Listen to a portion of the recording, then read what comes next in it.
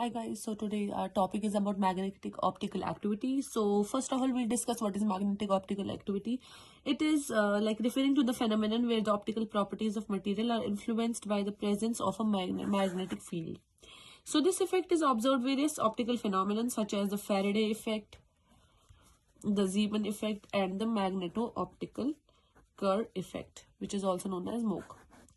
So breakdown of these key concepts, I'll talk about Faraday effect. So it's most well known for manifestation of magnetic optical activity, which occurs when linearly polarized lights passes through a material that is subjected to a magnetic field, and this magnetic field causes a plane of polarization. The light to rotate on the amount of rotation depends on, first, it will depend on the strength of the magnetic field. Second, it will depend on the length of the material light. Third, it will depend on the Verdett constant. So Verdett constant, what is it? It is a property of the material that measures the sensitivity of the magnetic field. So this effect is used in devices like Faraday rotators and optical isolators and fiber optic, which is preventing the lights from reflecting back into the laser which is emitting the very light. Second, we have the Zeeman effect. It refers to the splitting of spectral lines when atoms or molecules are placed in a magnetic field, and this splitting occurs due to the interaction between the magnetic field and the magnetic dipole. So these moments associated with the electron's angular momentum, and when we'll talk about in optical terms, this leads to a shift in the energy levels of the atoms, which alter the wavelength of the absorbed light. So this effect has two types, which is normal Zeeman effect. It is normally observed in weaker fields, and the second one we have anomalous Zeeman effect, which is observed in stronger fields. So what are these?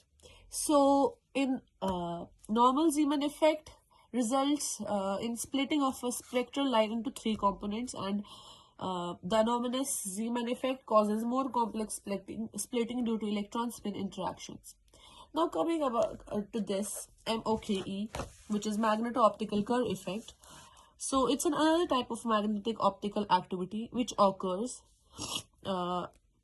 when polarized light reflects off a magnetic surface.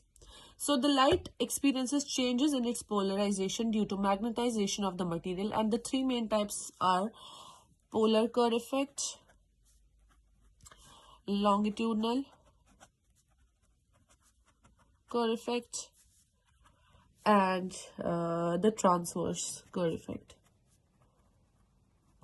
So in polar Kerr effect, it is observed when the magnetization is perpendicular to the surface like this, and the longitudinal Kerr effect occurs when the magnetization lies parallel to the plane of the incidence, and transverse is when the magnetization is on the plane of the surface but perpendicular to the plane of incidence. It will be like this. Plane of incidence will take like this. Okay. So this effect is widely used in magnetic storage technologies, which is hard drives, to detect the magnetization of data bits. So we have one more, which is magneto-optical material.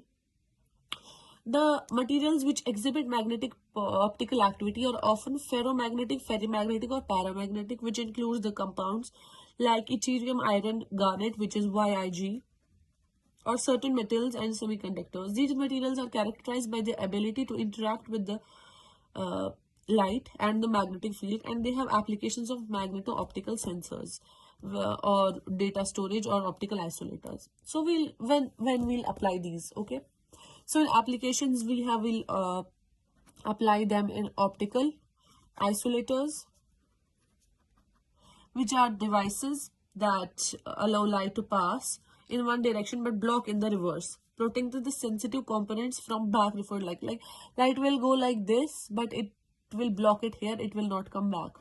So that is optical isolator. Magnetic data storage in MOKE, which we just studied.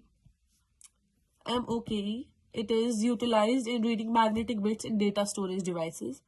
And magneto-optical spectroscopy, which is studied the magnetic properties of materials by analyzing their interaction with light under the influence of a magnetic field. Okay, so These are the odd effects of the lights and optical what is it, optical activities of magnets. So in conclusion, I'll talk about the important area of study in both fundamental physics and applied technologies, influencing areas such as spectroscopy, telecommunications, and data storages, because it's used in like hard drives, in optical fibers, and its effects arise from the fields when the light and the magnetic field interact, and the behavior of optical phenomenon in materials. That's all. It was a small topic. Thank you so much.